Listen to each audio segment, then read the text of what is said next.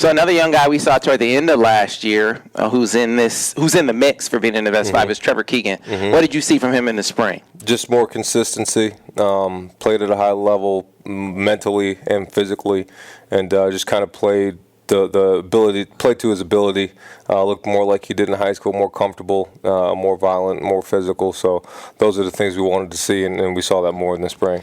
So what about Karsen Barnhart? He was a guy who had a lot of buzz heading into the season about his positional versatility and athleticism. I know he had some injury setbacks. How did things sort of develop for him over the spring? Yeah, he ended up having a good spring. You know, he's going to be a guy that's going to be in the mix in the fold as well. So just excited to watch him and his development too. Now, a guy who wasn't getting a whole lot of mention. I mean, it was almost like, not that he was the forgotten man for you guys, but there just wasn't a lot of people talking about Trente Jones.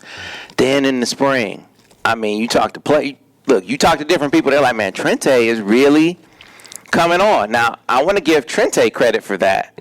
But I also think some of that has to do with you and him really connecting. So what did you kind of feel like about the sort of connection you were able to forge with him, and what kind of spring did he have? I think he had his best spring.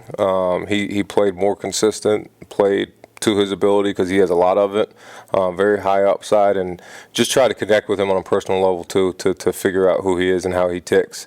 And I think that was really important to see how to coach him and see how to push him in the ways that he needed to be pushed. So he definitely stood out this spring for sure.